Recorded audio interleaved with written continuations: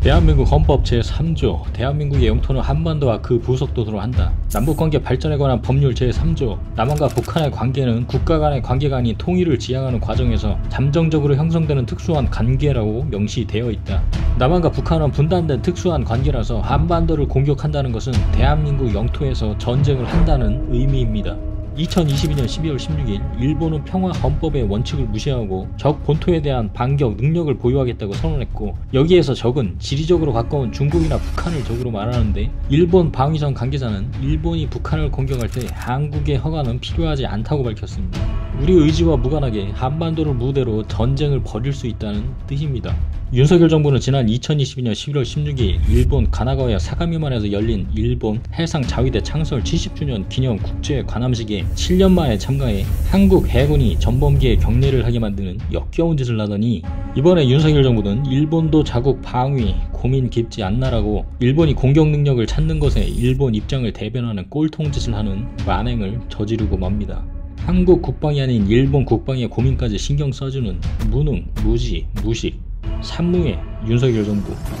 일본 제국이 제2차 세계대전에서 패하면서 일본군도 해산되었는데, 당시 미국은 포츠담 선언의 기조에 따라 연합군 최고 사령부의 지휘 아래 일본 열도의 비무장 평화주의 국가를 건설하려 했으나 2차 대전 종전과 동시에 냉전이 시작되면서 상황이 바뀌었고, 1947년에 시행된 일본국 헌법 제9조에 따라 일본의 육해공군 보유가 금지되어 일본은 냉전에 뛰어들지 않고 치안을 유지하기 위한 최소한의 병력만을 보유하겠다고 선언.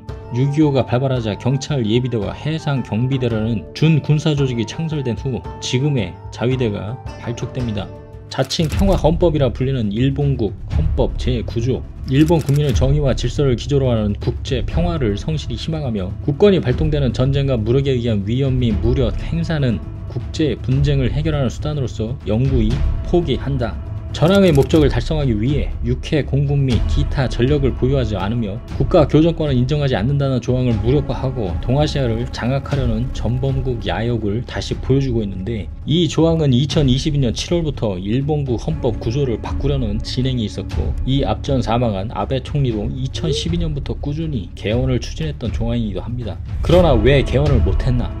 개헌을 하면 일본이 다시 전쟁을 할 수 있는 나라가 되는데, 걸림돌은 한국과 중국 등 주변국들이 반발, 일본 국내 여론도 부정적이어서 결국 뜻을 이루지 못했습니다. 그러나 지난 2월 4일 러시아가 우크라이나를 침공하자 분위기가 바뀌게 되었고, 일본의 여론 분위기도 바뀌는 추세라 기시다는 바로 옆 가장 근접한 국가의 지도자가 무능해 무식한 인간이란 걸 파악하고 지금이 기회라는 생각으로 결국 적 본토에 대한 반격 능력을 보유하게 된 건데, 여기에 덧붙여 일본은 독도는 일본 고유 영토라는 주장을 노골적으로 하고 있는데도 윤석열과 대통령실은 아무런 입장을 내지 않고 있습니다.